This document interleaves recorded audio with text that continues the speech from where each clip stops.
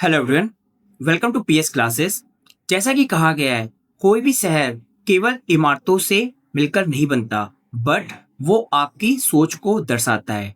इसी का एक एग्जाम्पल है चंडीगढ़, जो एक आधुनिक भारत की सोच को दर्शाता है। बट आज वही चंडीगढ़ एक डिबेट का इशू बनता जा रहा है between centre and the Punjab government. आइए समझते हैं क्या है ये debate. What were the context of Punjab and Chandigarh? What is the present situation of Chandigarh? इसके बाद हम ये भी एनालाइज करेंगे जो अभी 131वां संविधान संशोधन बिल पारित करने का प्रस्ताव रखा है, उसके क्या क्या प्रोविजंस हैं। आइए एक एक करके समझते हैं।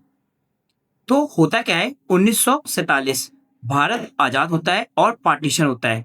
उस पार्टीशन में पंजाब की कैपिटल लाहौर पाकिस्तान शिफ्ट हो जाती है। फिर एक नई आधुनिक सिटी का आइडिया प्रस्तावित होता है जिसका नाम होता है चंडीगढ़। फिर चंडीगढ़ का डेवलपमेंट स्टार्ट होता है। इसी बीच 1950 से लेकर 1966 तक पंजाब में पंजाबी सूबा मूवमेंट स्टार्ट होती है, जिसका ऑब्जेक्टिव था एक पंजाबी स्पीकिंग स्टेट बनाना। इसको अपोज करते हैं हिंदी स्पीकिंग स्टेट, और इसके चलते 1966 में Punjab reorganisation state act pass होता है, जिसके अंतर्गत पंजाब और हरियाणा दो स्टेट बनते हैं और हिमाचल प्रदेश एक यूनियन टेरिटरी बनती है। अब होता क्या है, इसी एक्ट के अंदर चंडीगढ़ को एक शेयर्ड कैपिटल का दर्जा मिलता है। शेयर्ड कैपिटल का मतलब क्या होता है? Chandigarh will act as a capital for both Punjab and Haryana. यही कॉन्टेक्स्ट आगे रहता है। Rajiv Gandhi and Indira Gandhi both supported that Chandigarh should become a part of Punjab with special compensation for Haryana. But Haryana इसको अपोज करता है, क्योंकि हरियाणा का मानना है चंडीगढ़ के डेवलपमेंट में हरियाणा का एक इंपॉर्टेंट रोल है और चंडीगढ़ हरियाणा की सिटी से ज्यादा क्लोज है। अब इन्हीं सब मुद्दों के चलते एक टेम्परेरी प्रोविजन चलता है, जिसके अंतर्गत शेयर्ड कैपिटल तो है चंडीगढ़, उसके अलावा पंजाब का जो गवर्नर होगा वो एडमिनिस्ट्रेटर का रोल प्ले करेगा। ये कॉन्टेक्स्ट है।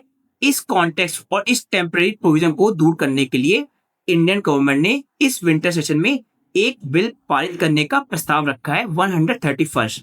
According to provision of this bill, Chandigarh will become a part of article 240, just like a Puducherry and Delhi, जहां पे प्रेसिडेंट अपॉइंट करता है लेफ्टिनेंट गवर्नर को, वैसे ही under article 240 gives power to president to appoint the administrator और a lieutenant governor.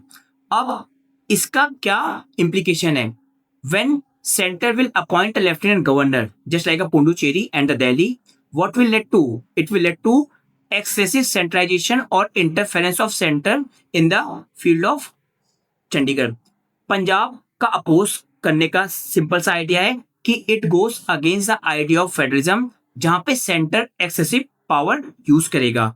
So whether the bill will pass or new debate between center and state will emerge out, we will see in the upcoming videos. Thank you.